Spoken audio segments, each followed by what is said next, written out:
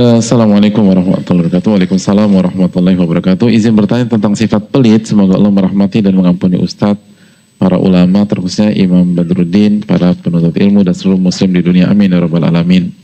Ustadz, apakah definisi pelit? Kapan seorang disebut memiliki sifat pelit? Apakah orang yang tidak mau mengeluarkan hartanya dikarenakan dia memiliki kebutuhan dan ia ingin menabung termasuk sifat pelit? Apakah sebaiknya kita menghabiskan harta kita setelah kebutuhan kita sampai habis sehingga tidak menabung untuk kita bersedekah dan infak? Ya, terima kasih atas pertanyaannya. Sekali lagi kita tidak membahas ini tentang secara detail karena tujuan dari kitab ini penekanan di setiap sifat saja. Jadi memang nggak dibahas secara komprehensif. Namun kalau pertanyaannya apa sih definisi pelit? Para ulama seperti Al-Imam Al-Qurtubi menyampaikan bahwa pelit yang dicela dalam syariat adalah imtina'ul mar'i an adai ma aujaballahu alaihi. Imtina'ul mar'i, ketika seseorang menahan kewajibannya yang Allah wajibkan pada dia, itu pelit. Jadi kalau Allah wajibkan kita memberikan nafkah, lalu kita nggak kasih nafkah, itu pelit. Allah suruh kita berzakat, ketika masuk haul dan nisab kita nggak berzakat, itu pelit. Allah Subhanahu Wa Taala mewajibkan sesuatu lalu kita tidak lakukan, maka itu masuk ke pelit yang tercela. Jadi itu poin. Di antara ulama juga mengatakan seperti Al-Imam Ibnu Hajar dalam Fathul Bari mengatakan man'u ma yutlabu mimma yuqtana,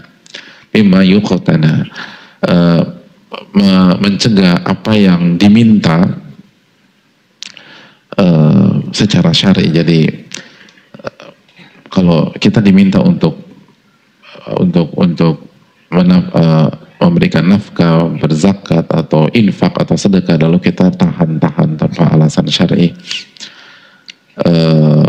maka itu bisa masuk kategori pelit.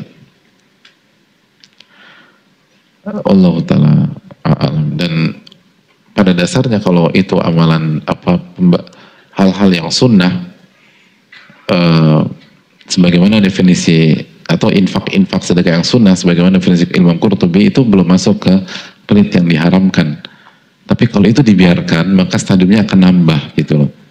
Bahkan nanti kan kita kaitkan dengan keterangan Ibnu Qudamah Al-Maqdisi rahimahullah, itu bisa sampai pelit untuk kebutuhan diri sendiri, padahal buat diri sendiri, tapi pelitnya minta ampun. Jadi ingat, penyakit-penyakit hati itu kalau nggak diobati stadiumnya tambah parah sebagaimana penyakit-penyakit fisik. Allah Ta'ala alam bisawab. Bismillah, Ustadz mau nasihatnya tentang hati yang terasa lelah menjalani ketaatan kepada Allah dan cenderung bermudah melakukan maksiat. Jazakallahu khairan, barakallahu fikum. Wa iyyakum wa fikum barakallah. Yang pertama, jangan lupa mengucapkan salam dulu sebelum bertanya, karena Nabi SAW bersabda, assalam qabla su'al, salam sebelum bertanya. Lalu jangan lupa mendoakan, karena sekali lagi kita punya hutang budi dengan ke ulama-ulama kita, ke ahli ilmu kita yang mengajarkan kita ilmu agama. Dan Nabi SAW bersabda, man sana ilaikum ma'rufan fakafi'uh, barang siapa yang berbuat baik kepada anda maka balaslah, dan kalau anda belum bisa balas maka doakan dia sampai anda merasa anda bisa membalasnya. Jadi kita disuruh balas, kalau nggak bisa baru doakan. Jadi kalau doakan juga kita nggak doakan, khawatirkan kita bisa jadi jatuh kepada kufur nikmat, dan itu yang tidak diharapkan. Jadi minimum kita doakan guru-guru kita atau ulama-ulama kita. Adapun tentang hati yang lelah menjalani ketaatan kepada Allah, ini masih global, perlu diperinci. Bisa jadi karena baru awal-awal gitu loh. Dan kalau kasusnya masih awal-awal berjuang, memang nafsu itu perlu ada sisi dipaksa. Sebagaimana ucapan para ulama, an-nafsu katifal, nafsu itu seperti anak kecil yang menyusui.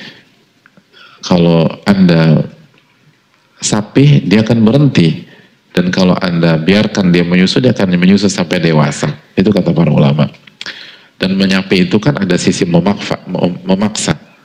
Ibu-ibu yang menyapi anaknya itu ada sisi memaksa. Itu nafsu tuh, jiwa tuh harus digituin dari satu sisi. Itu yang pertama. Atau bisa jadi sisi yang kedua, kita terlalu overdosis. Jadi hati itu lelah gitu loh. Karena kita kelebihan dosis, maka solusinya diturunkan dosisnya. Dan itu bisa terjadi kan, makanya kata Nabi SAW, halakal mutanatti'un, celaka orang yang berlebih-lebihan. Walan yushaddad dina ahadun ila ghalabah, tidak ada yang memaksakan agama kecuali dia akan kalah. Jadi kalau overdosis maksain diri, dia akan jatuh nantinya. Makanya sekali lagi harus pelan-pelan, bertahap. Dan itulah konsep menguatkan dan mengokohkan hati. Dan banyak minta pertolongan kepada Allah. Ini yang bisa disampaikan, jazakallahu khairan. Dan